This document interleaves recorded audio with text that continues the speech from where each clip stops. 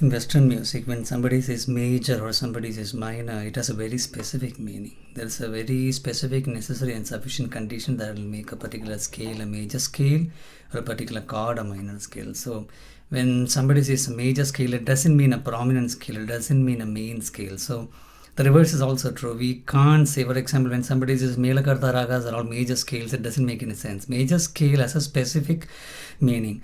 What we really mean is Melakarta ragas, there are prominent scales, there are main scales, there are the parent scales in fact, and then Janya ragas are the derivatives. There are layers of Janya ragas. Pentatonic scales are again Janya ragas, a derivative from the parent Melakarta scale. Parent is the thing, it is not a major scale.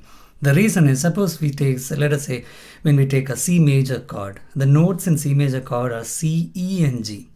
The presence of E makes it a C major chord. If it was C, E flat and G, the moment the E was shifted to E flat, the C and presence of E flat in the C based chord, it makes it a minor. So basically there is C, C sharp, D, D sharp, E. D sharp is same as E flat, right? All you have to do is, given an X chord or X scale, all you have to do is, from X, you have to see if the third note from X is there. If that is there, it's a minor.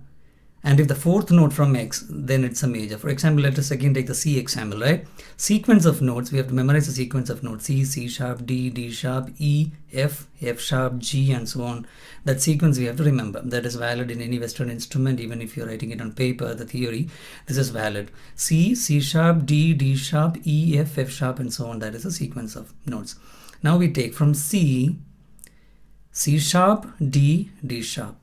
1, 2, 3. The third note is a D sharp. Fourth note is a E. If a chord or a scale based on C, if it has a D sharp in it, then it's going to be a minor. If it has a E in it, it's going to be a major. Let us take D. Okay, D. If it is a scale with D, all you have to see is if it has a F in it. If it has an F sharp, it's a major. If it is a F, it is a minor. From G, let us take from G. G, B.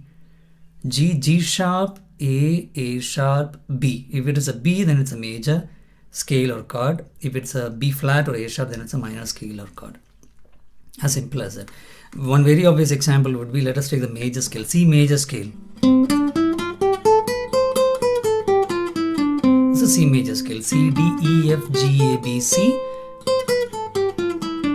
Now, to make it a minor, all I have to do is the third note is flattened, meaning now the third note is C, D, E, C and E.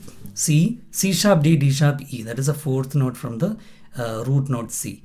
C, C sharp, D, D sharp and E, the fourth note. If I may, instead of the fourth note E, if I take the third note E flat or D sharp, then I already have made it into a minor scale. Now, this is just one kind of minor scale. It's a melodic minor scale. That's the name. We just have to remember the melody. It's an extra qualifier. It's a minor scale. It can be a melodic. It can be a harmonic minor. It can be a natural minor. It can be Phrygian, which is again a minor. It can be a Dorian, which is again a minor. The only necessary and sufficient condition is that from the root note, does it have the third note in it or the fourth note in it? If this is some note here and I have 1, 2, 3.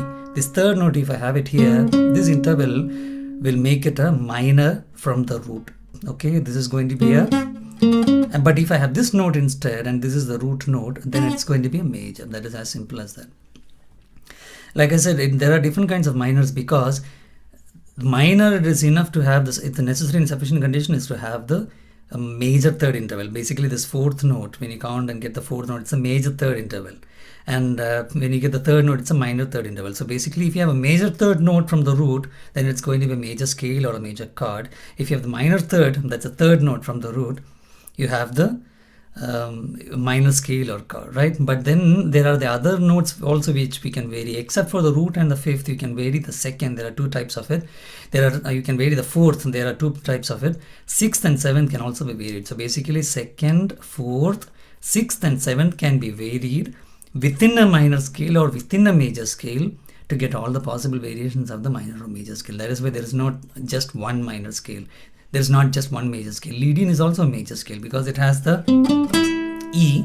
The difference between Lydian and major scale, the normal usual Ionian major scale, is It has a sharp fourth. Lydian has a sharp fourth, while the major scale has the normal fourth, Ma 1, which is the Shuddha Madhyamam.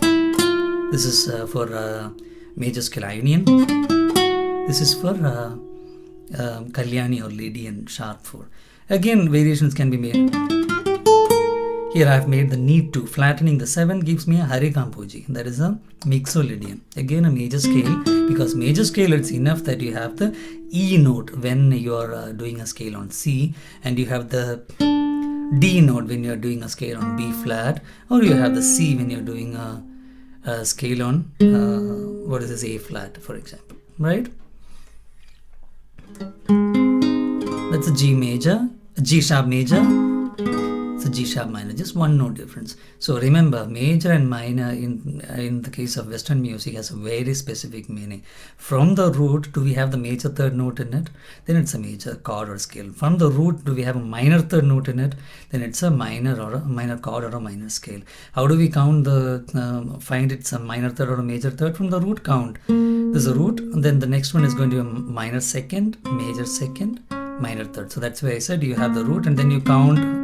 Get the third note. If you have the third note, it's going to be a minor third. It's a minor scale or a minor chord. If you have the fourth note from there, it's going to be a major third, which is a major scale or a major chord. This can be a little bit confusing, I understand. But remember, minor, major, this is the only difference. The next thing you have to do is remember the sequence of notes, then probably write it down a few times and try to find out the third note, not including the root, but after the root, count 1, 2, 3. That is a minor third interval from the root. 1, 2, 3, 4 is going to be a major third interval from the root. If you have the minor third, that's a third note after the root, then it's a minor third scale or minor scale or minor chord. And if you have the fourth note, it's going to be major scale or major chord. As simple as that. You can then verify the different chords. D minor, it has a D and F in it. Between D and F, you can count and see. After D, D sharp, E, F, it is the third note. If it was a F sharp, then it's after D, it's a fourth note F sharp, then it becomes a D major chord. Same way, E minor, right? E, G and B are the notes in it. After E, just count and see that G is actually the third note. G sharp would give us a major chord, which is actually, G sharp is actually the fourth note after the E. So it's all pattern based, and if you understand that the particular patterns, existence of particular patterns in the scale or the chord gives you minor or major, or in fact suspended for suspended second, all of these are basically pattern based, formula based stuff. So that is it. That's a necessary and sufficient condition to understand, to find if it's a minor or to build a minor or major scale or chord. And then remember the very specific meaning of minor or major in case of Western music. And then naturally the nature of the chord, you can feel a little like minor chord is a little bit mellow. The major chord is usually a little bit happier, but then happy and sad are also dependent on the particular person, right? For me, for example, I may be happy when I hear something like that, a melody like that, maybe can make me happier than a very plain Mohanam pentatonic. So all these things go together. Hope it was useful. If it is useful for you, please subscribe, not only here on YouTube channel, but come to musicianself.com, subscribe there, even write to me using the contact form there, interact with me directly. There are some stuff which are coming up. I'm opening up more and more learning options, more accessible and also more affordable learning options, so that more people can benefit from interacting with me and getting customized support and solutions from it. One-to-one personal, there is always a limitation. There is only so much of me to go around. So there are a few other options are coming up. So be in touch with me if you're interested in getting information from me and getting guidance. Any kind of guidance, it will be useful for you. Okay, see you.